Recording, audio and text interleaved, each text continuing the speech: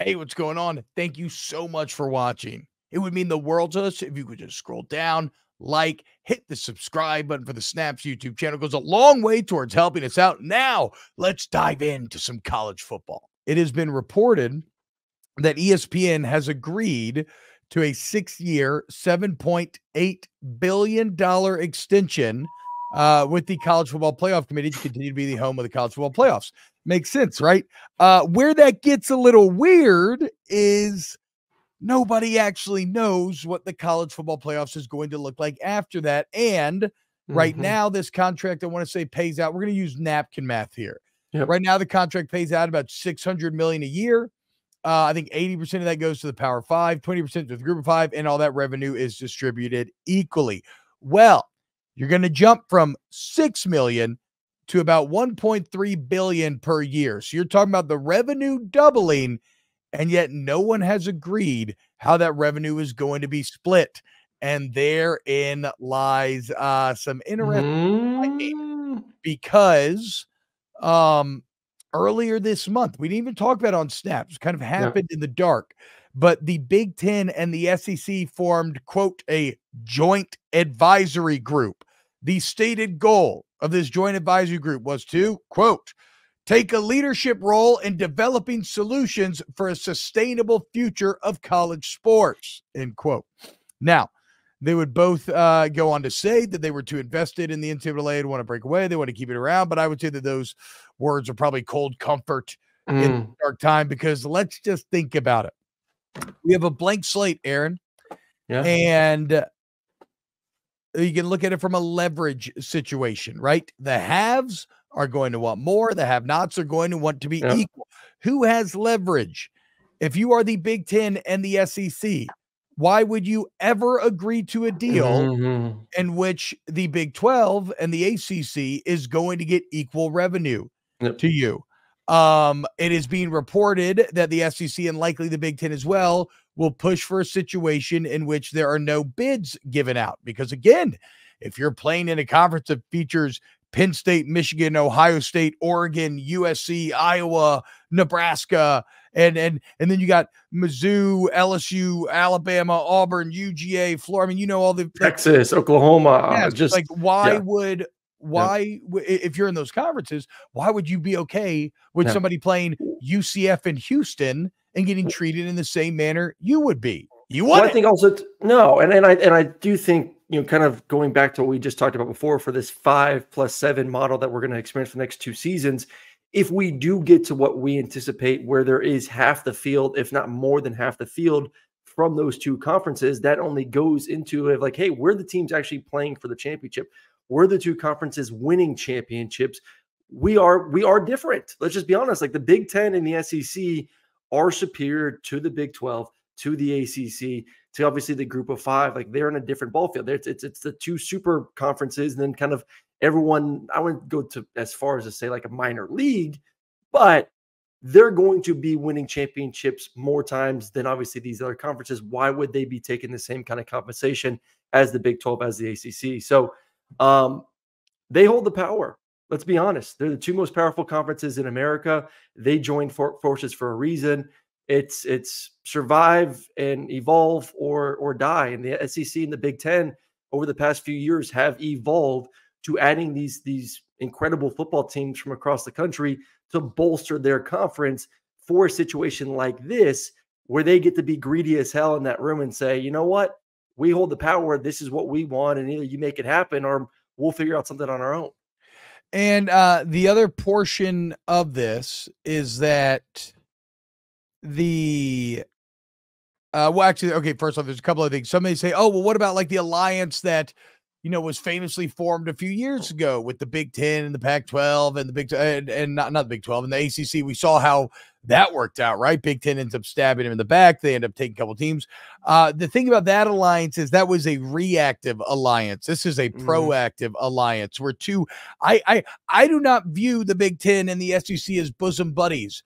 I view them as 2 crime lords that are kind of eyeing each other from across the room and saying, you know what, you're too powerful to fuck with, but look at all this money.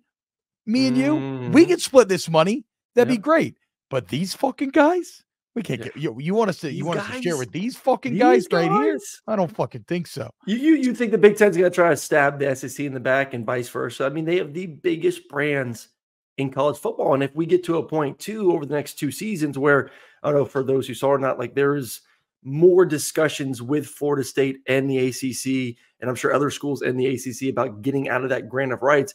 If that occurs here the next 2 seasons, which will even further bolster the strength and size of both the SEC and the Big Ten.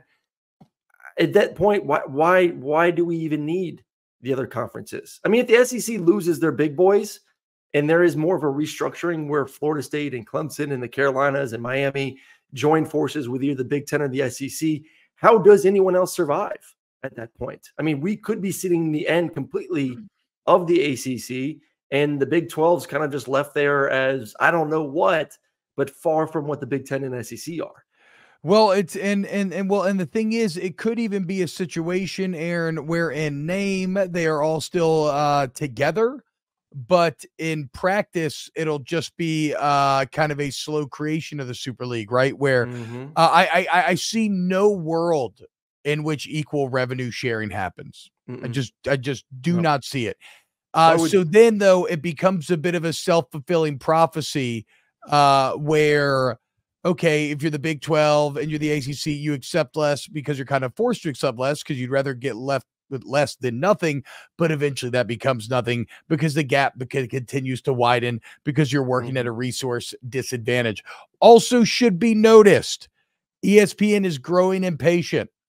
Because like they're having their own financial problems, and Puck is it's like a paywalled financial reporting website that every now and then I'll find my way to. It's way above my head. It's very smart writing, but they are reporting that ESPN is considering maybe pulling the offer wholly, the $1.6 billion offer per year, or 1.2 per year. That. If the college football playoff does not find a consensus soon. Obviously, it's hard for me to say this because they are my employee, but I wouldn't have a problem with like the Fox or CBS getting a portion of the pie, or NBC. I mean, we see it in the NFL, we see it in the playoffs. I mean, you have your games on different channels, and then it's a rotation every other year between NBC, Fox, CBS of who gets to host the Super Bowl. Like, that's a lot of money to spend with a lot of uncertainty. So, like, I would not fault ESPN. We're kind of saying, you know what, boys, that's a big pill to swallow. That's a lot of money to swallow in this new era of broadcasting and streaming that we're still trying to figure out a little bit of. Maybe we do bring in a Fox or CBS or both of them, or an NBC as well, to kind of offload some of this cost to this new world. And like I said, I'm fine with it. You know, I may lose a couple games in the future, but it is what it is. Well, and look, and in terms of the sport changing, it is what it is. Is kind of the pill that we've had to swallow for years now, whether or not you like it. There's one final element, and then we'll move on. What drives all this revenue? Like everything else in life, it's eyeballs, right? It's advertising. If people watch your shit, it's worth more, and then so you can sell it for more. Well, if you remember that chart that was making the rounds a few weeks ago, you're bring it up, PG. This is a chart that shows you just how incredibly highly concentrated college football viewership actually is. 50% of the total views of all of college football, which is the second highest rated sport in America, 50% comes from 18 schools. And outside of Notre Dame, who I am just counting as a Big Ten SEC member, because if you ever created a Super League, they would absolutely be there. Outside of Notre Dame, it is only Florida State and Clemson that would be one of those 18 schools that would not be in the proposed Super League. So if you're talking about maximizing money on a school-by-school basis while keeping viewership, it actually makes all the sense in the world for the Big Ten and the SEC to start the process to break off and make the Super League. I don't know if it's going to happen. We'll see. Remains to be seen exactly. Like, again, I don't think it's going to be. Do you think Notre Dame's hand will be forced if we did get to a point in 2026 where it's clearly the SEC and the Big Ten? Or do you think it's impossible to know as an independent? I think it is impossible to fucking know what's about to happen. That is, I guess, the greater point about all of this. Is that these next, I mean, I don't even know. They're so far apart, it feels like, on understanding what their goals are. I think we'll learn a lot tomorrow about maybe what the projections are. But the bottom line is that this is a bit of an apocalypse now situation. I think, at least, could be reading it wrong, where this feels like the time for everything that we've been saying that is going to take place to maybe start to take place. So